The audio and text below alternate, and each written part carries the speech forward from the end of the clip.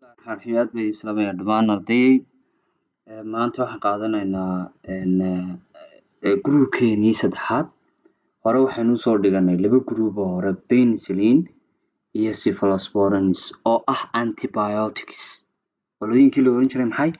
antibioticska waxaynu nidhi 7 group baynu u qaybinay antibioticska kuwa la dagaalama bacteriyada waxaynu soo qaadanay penicillin waxaynu soo qaadanay cephalosporins ayaynu soo qaadanay maanta waxaan qaadanaa kii saddexaad groupkii saddexaad ee la orano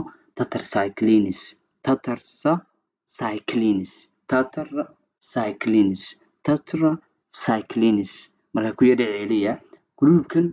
waa group markaa la dagaalama oo laga keenay waxa la yiraahdo organismka la yiraahdo streptomycin organismkaasaa laga keenay a group a drug that is derived from the streptomycin organism waa group laga keenay markaa oo laga soo dhambalay streptomycin organismka waayo broad spectrum bacteriostatic antibiotics waa kuwa ugu baaxadda weyn broad spectrum macnaheedu waxaynu kusoo sheegnay waa kuwa ugu baaxadda waaweyn oo weliba ah bacteriostatic antibiotics bakteeriyooyinka xidha ee ka xidha dawooyinka ka xidha bakteeriyada inay samaysanto waxa la yidhaahdo protein waxaana la bacteriostatic wuxuu ahaa inay inhibition ku samayso ama xidho protein inay samaysanto maxaa ahaydey bakteeriyadu waayo mechanism of action halkay wax ka qabataa waa halkii iminka aynu soo sheegaynay the inhibit waxay xidhaa bacterial protein bacterial protein sometimes inay samaysan sometimes waa samaysan bakteeriyadu inay samaysato protein maxay markaa halkay qabataa halka lagu sameeyo wada ogtihiinoo waa meesha lagu sameeyo muxuu ahaye proteinska waxa la yiraahdaa ribosomes bay ku dhigtaa dawadan halkay ku dhigtaa bindin waxay ku dhigtaa ribosomeska oo bakteeriyadu leedahay ayuunbay ku dhigtaa deedna markaa waxaa xidhmaya inuu protein soo baxo ribosomeska maadaama lagu sameynayo proteinski waxaa la xidhayaa ribosomeska baa la xidhayaa deedna meesha ma soo baxayo waxa la yiraahdo protein maadaama uu ribosomeska soo saari jireen maxay protein halkaa ribosomeska bay ku dhigaysaa waayo maxaa loo isticmaalaa waxaa loo isticmaalaa therapeutic uses waxaa loo isticmaalaa akin findoobka waxaa la yidhahdaa kale mycoplasma pneumonia infectionska ay keenaan bakteeriyada la yidhahdo mycoplasma ee oofta ay keento mycoplasma ama bakteeriyada la yidhahdo mycoplasma ee weliba oofta qaybta la yiraahdo mycoplasma pneumonia waxa la yiraahdaa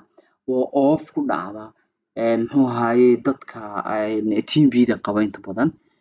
waa lagu daweeyaa waa chronic bronchitis waxa la yiraahdaa ama bronchitis waxa la yiraahdaa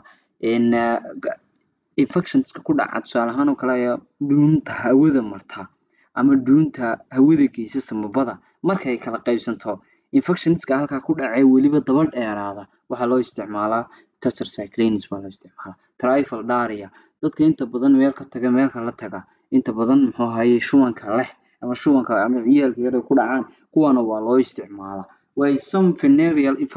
infectionada ku dhaca xubnaha taranka gonorrhea sidoo kale jabtidii chlamydia urethritis-ki urethruhu ama meeshii kaadiyihii soo mariyay meeshii kaadidu soo marto dhan infectionska ku dhaco dhan waxa loo isticmaalaa tetracycline vaginitis xubintii taranka dumarka waa loo isticmaalaa infectionska ku dhaca prostatiska waxaasoo dhan waa infections ku dhaca xubnaha taranka kuwaas waa loo isticmaalay haddaad infection ku aragto xubnaha taranka inta badan waxaa loo isticmaalayaa tetracyclines baa loo isticmaalaya waayahay dawooyinkiisa maxaa ka mid ah drug list waxaa ka mid ah doxycycline monocycline tetracycline iyo democycline waxa tetracycline waa magacii guud ay lahayd haddana dawo ka mid ah la yiraahdaa marka afartaa dawo ayaa ku jira oo waxa la doxycycline iga daba dheh doxycycline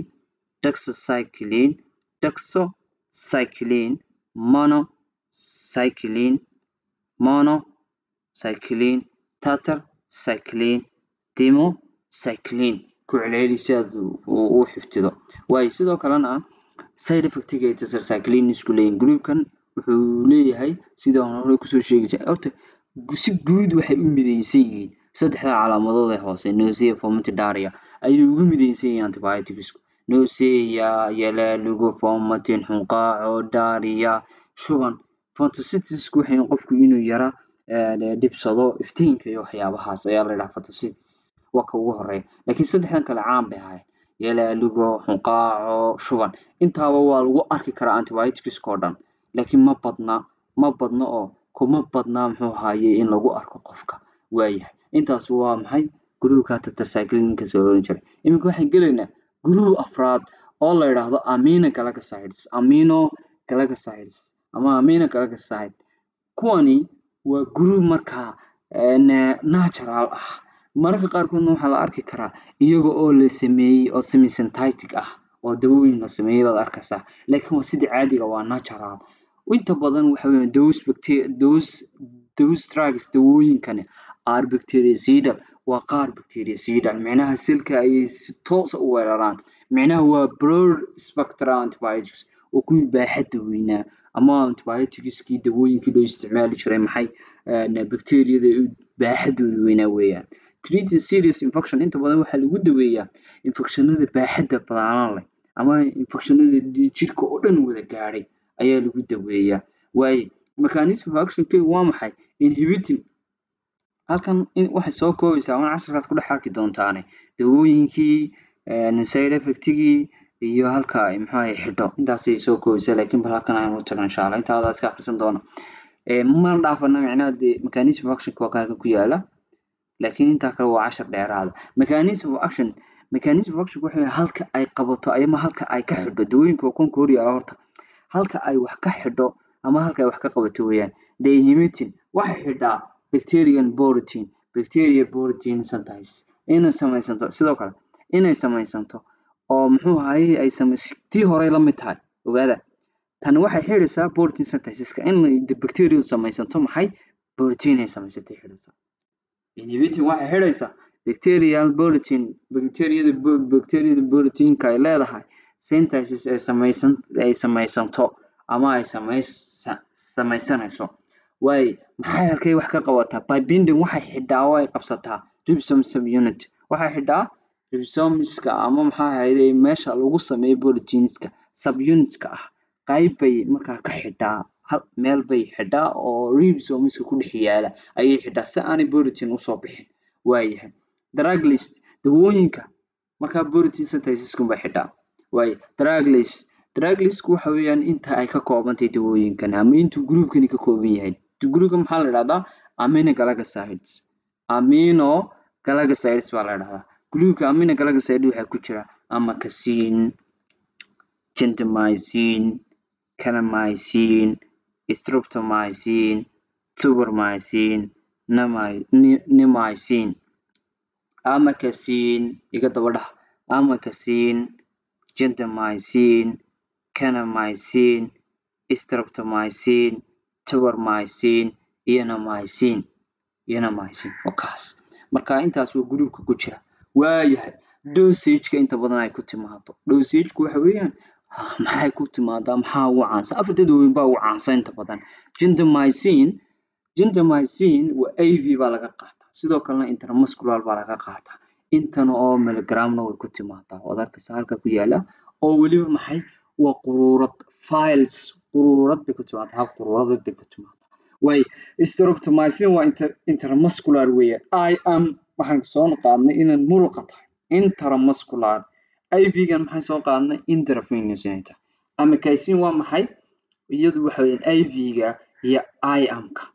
IV-ga iyo IM-ka halkaas waa sixi doontaan waa IM weeye waa intramuscular waxa laga qaadanaya xididka iyo waxa laga qaaday muruqaba. Waayo neomycin waa maxay waa by oral afka lagu qaadanaya waxaanay ku imanaysaa tablet kiniin bay ku imanaysaa kiniin taasi kuwa kale laakiin maxay injections bay ku imanayaan gabigooda ama waxay ku imanaysaa solution oo quruurad ama iyadoo afka laga qaadanayo ayay imanaysaa. Waayahay aynu markaa haddii intaa isla fahanay waa afarta dawooyin inta ugu badan ugu caansan baa la yidhaahdaa maxay intan bay ka koobantahay aminoglycosides waayo maxay therapeutic maxaa loo isticmaalaa pneumonia oofta UTI infection ama urinary tract infectionska ku dhaca xubnaha taranka ama xubnaha ay soo marto kaadidu intaa waxaan oranaa waa loo isticmaalaya skin ulcer skinka nabarada ku dul yaala ka soo baxa ayaa la siinayaa burns gubashooyinka hadduu qof gubto kalaaya waa la siinayaa brucellosis-ka cudurrada laga qaado xayawaanka ee xayawaanka kasoo gudbo brucello la yidhaahdo waa typhoid-ka waa loo isticmaalaya kuwan baa maxay loo isticmaalaya perioperative bowel preparation qofka marka la qalayo ka hor intaan la qalin ayaa la siiyaa E. coli infection ama bacteriada E. coli infectionska ay sababaan infectionska E. coli sababta ama bacteriada sababto ayaa loo isticmaalaya E. coli-ga maxaa ku garanaya sooma aduu dhakhtarmatiida ma qoraysid laakiin way ogaato in dawooyinkan loo isticmaalo waayahay E. coli-ga qofka dhakhtarkaaba sheegi kara ama qofka laabkaaba sheegi kara way markuu sheego oo raado qofka E. coli baa haysta bacteria infectionka E. coli-ga ayuu qofkaasi qorayaa dawadan uu qoraya waa side effect-ga waa maxay ototoxicity inuu qofku sumoobo ama macnaha waxa weeyaan inuu qofku dhagaha xanuun yeesho neuromuscular blockage marka qaarkood qofku uu yara dareemo kawiyooyin iyo inuu muscle-ku tusaale ahaan neuronsku tusaale ahaan oo kale qofku aanu uu dareemi karo tusaale ahaan oo kale cagtiisa oo yaraa aanu sare u qaadi karin oo kale muscle-kiisa oo aan yara shaqaynayno kaas oo kale waxa la dhahdaa nephrotoxicity waxa la dhahdaa inuu kalidu qofka ay sumow ku dhaco ama sun laga helo waxa la dhahdaa nephrotoxicity baa la dhahdaa marka dawooyinka ma sababi kara waa rare laakiin wax ma aha caan mar walba lagu arki karo qofka marka la siiyo intaas waa ila haysa waa groupkii maxay adeegyay haysa groupkii afraad kii shanaad baynu gelaynaa marka kii shanaad ayaynu gelaynaa kii shanaad maxaa la yidhaahdaa marka kashanaad waxaa la yidhaahdaa quinolones ama fluoroquinolones baa la yidhaahdaa also knows waxaa loo yaqaanaa sidoo kale fluoroquinolones baa la yidhaahdaa quinolones because maxaa yeelay they have fluorine waxay ka kooban yihiin fluorine atom waa maadadii in their structure-kooda way strong ribid bacteria sida kuwan waa ka duwan yihiin kuwii hore waxay labadii hore soo ordeen labadii guriba hore waxay ahaayeen mayla fahansantahay waxay ahaayeen protein sometimes inhibitors bay ahaayeen in protein ay xidhaan kuwani laakiin caadi bay selka u dhexgeliyaan oo baabiinayaan ama caadi bay selka u dilayaan way strong ribid bacteria sida waa qaar baaxadoodu waa weyn tahay oo laakiin selka weeraraya oo action-koodu yahay inay selka baabiyaan against most gram negative inta badan waxay awood u leeyihiin inay la dagaalaan gram negative qoladii bacteriada ee oran jiray gram negative qaybtan la yiraahdo group gram negative ka la yiraahdo and many gram positive bacteria iyo in ka badan iyo ama in badan oo gram positive bacteria ayay la dagaalamaan in high concentration in kidney so they good for UTI treatment inta badan waxay aad uga baxaan ama aad looga saaraa kidneyska ama kaliyaha maxaa la yeelay UTI waa sababta loogu isticmaalo in infectionada ku dhaca kaadi mareenka aad loogu isticmaalo maadaama laga saarayo oo laga saarayo maxaa constitution-kooda looga saarayo kelida waxa loo isticmaalaa oo looga faa'iideystaa in infectionada ku dhaca kaadi mareenka loo isticmaalo way halkay wax ka qabtaan fluoroquinolonesku inta badan waxay xidhaan enzyme ka mas'uula in DNA la hawlgarayo la xidho ama DNA-da la badiyo colin waxa la xabagayn enzyme-yada in xidha replication in la fidiyo ama la badiyo DNA-da ayay jajabiyaan kuwani marka waxay hogaamisaa in DNA-dii breakage lagu sameeyo DNA-dii la burburiyo sidoo kale marka DNA-dii la burburiyo maxaa ka soo bixi kara bacterial cell death inay bacteriadii u dhimato ama cell death uu meesha ka baxo waayo therapeutic uses-ka maxaa loo isticmaalaa bone and joint infection caused by gram negative bone and joint infection lafaha infectionska ku dhaca sidoo kalena iskoosyada infectionska ku dhaca ee ay sababto waliba gram negative-ka ayaa loo isticmaalaa waayo diarrhea inta badan ku dhaca ee inta badan xundurta iyo badan yihiin typhoid fever type kuwa horan oo isticmaali kuwana oo isticmaalaan type of fever typhoidkood garanaysaa UTI wanigi hore kusoo sheegnay waxa weeyaan infectionada ku dhaca UTI-ga waayahay dawooyin maxaa ku jira dawooyin waxa ku jira ciprofloxacin norfloxacin ofloxacin levofloxacin gentamicin iyo gemcitabine dawooyinkaas ku jira ciprofloxacin norfloxacin ofloxacin levofloxacin gentamicin gemcitabine floxacin inta ugu dambaysa laakiin ciprofloxacin aad baa loogu isticmaalaa waliba UTI-ga oo qof kasta infection ku dhacay ama kaliya kaga dhacay waa loo isticmaalaa waayahay dawooyinkan markaa kuwan baa ugu caansan ciprofloxacin norfloxacin iyo ofloxacin